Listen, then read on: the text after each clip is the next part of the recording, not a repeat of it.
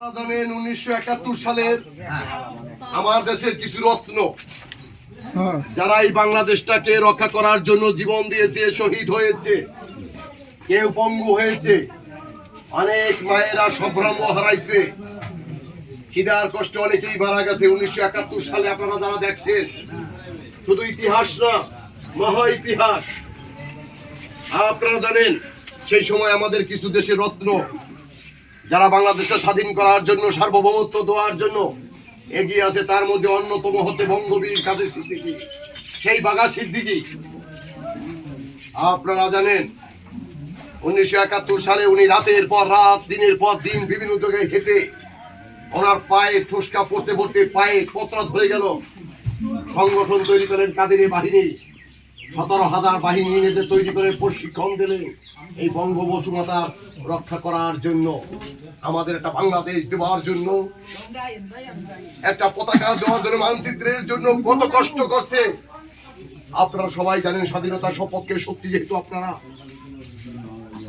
জানেন, যখন উনি শেষের দিন যুদ্ধ করে কয়েকটা গুলি ওনার লাগে, সবাই জানে উনি মারা গেছে, মাংসগুলো বেরিয়ে গেছে, গুলিতে মাংসগুলো, রক্তগুলো একবার ফিনকি দিয়ে বেরোচ্ছে। গামছা বেঁধে আল্লাহর নাম নিয়ে চোখের পানি ফেলে দিয়ে বলছিল শুধু, হে আল্লাহ, হে আল্লাহ, তোমার এই বাংলাদেশের স্বাধীনতা সার্বভৌমত্বে একটা দিদি তো তোমার মাটিতে আমার বুকটা রাখতে পারতাম, আমার জীবন ধন্য হতো, আমি মারা গেলেও কোনো দুঃখ ছিল না। সেদিন আমার মহান আল্লাহ হয়তো আপনাদের সেবা করানোর জন্য বঙ্গবীর কাদের সিদ্দিকী সেদিন দেখে গেলেন। উনি বেঁচে রইলেন, জানেন প্রায় 72 ঘন্টা পরে উনি হুঁশ হইলেন। হুঁশ হয়ে দেখে চারুপাশ দিয়ে মায়েরা, মুরব্বীরা, আমার মুমিন ভাইরা, হিন্দু মুসলমান সবাই পানি দিচ্ছে, কেউ গাটি বেঁধেছে, কেউ গরম ছ্যাঁক দিতেছে। উনি বললেন, আমার জীবনটা সার্থক, আজকে আমার জন্য মানুষ এত কষ্ট করতেছে। হ্যাঁ, সম্পূর্ণ শরীরে ব্যান্ডেজ দিয়ে বাঁধানো, ব্যান্ডেজ তো নয়, কাপড় চুপড় দিয়ে বাঁধা। হ্যাঁ, গুলিগুলো দিয়ে সিঁড়ে সিঁড়ে বাইক করছে, এত ডাক্তার আর এত শক্ত ছিল না। আজকে যে দেশের জন্য এত ভূমিকা রাখলো এক পরীক্ষিত নেতার নাম বঙ্গবীর কাদের সিদ্দিকী, উনি আজও বাংলা জমিনে যদি সত্যের পক্ষে কথা বলে, ইমানের পক্ষে কথা বলে, দেশে মা মাটির পক্ষে কথা বলে, বঙ্গবীর কাদের সিদ্দিকী এক অন্যতম ব্যক্তি। এত বড় পরীক্ষিত নেতা বাংলার জমিনে আর কোনোদিন হয়েছে কিনা, হবে কিনা আমার জানা নাই।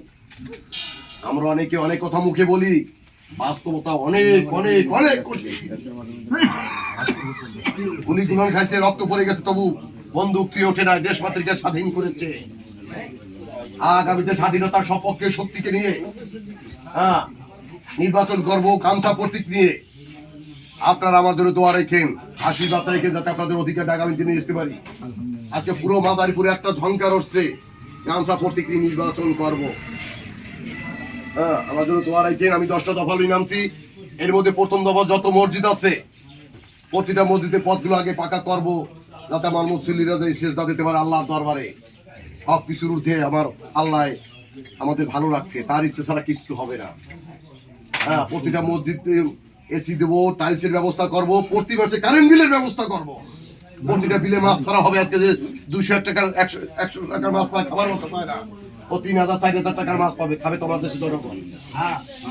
ডিমের পোড়াশো ধরবো 2 লক্ষ টাকা, মাছ তো হবে কোটি কোটি টাকা, আমি তোমার দেশে জনগণ। হ্যাঁ, প্রতিটা রাস্তাঘাট থেকে শুরু করে আপনাদের আন্ডার কিছু অর্থ থাকবে। এখানে একটা রাস্তাটা খারাপ হয়ে গেছে, একটা তার প্রয়োজন, কোন প্রয়োজন, 5টা মেধাবী ছাত্র লেখাপড়া করতে হচ্ছে না, 5টা গরিব মানুষ ওষুধ খেতে পারতেছে না, নির্ণয় আপনারা করবেন। এই দেশের প্রতিটা মানুষকে তার মৌলিক অধিকার দেওয়া আমাদের নৈতিক কর্তব্য। এটা যদি না পারি, এটা আমাদের ব্যর্থতা, যারা আমরা রাজনীতি করি বা সমাজ সেবার নামে আমরা লেবাস লাগাই যারা চলি। আপনাদের প্রতি অনুরোধ, আগামীতে স্বাধীনতা সপক্ষে শক্তিকে আপনারা জাগ্রত করবেন। আপনাদের প্রতি অনুরোধ, এই বাংলাদেশে আবার শান্তি প্রতিষ্ঠিত হবে, কারণ প্রতিটা মুমিন ভাইরা, মুমিন কাকারা এক একটা শান্তির প্রতীক। এরা কখনো অন্যায় পথে যায় না, অন্যায় করে না, কিন্তু এরা যারা গর্জিরে যদি কখনো ওঠে, এদেরকে রক্ষা করার মতন, এদেরকে থামানোর মতন বিশ্বে কোনো শক্তি নাই। আর বাঙালি জাতি সাহসী জাতি, ইতিমধ্যে প্রমাণ হয়েছে, যে জাতি খালি হাতে যুদ্ধ করতে, পানিতে, মাটিতে, নৌকায়, বিভিন্ন ভাবে শত্রুদের মেরে তারা দেশ স্বাধীন করতে পারে, এই জাতি যেমন তেমন জাতি না। আপনাদের প্রতি অনুরোধ হলো, আগামীতে গামছা প্রতীক নিয়ে আপনারা আপনাদের মাধ্যমে আইছি। আমার বিশ্বাস এই স্বাধীনতা সপক্ষে শক্তি।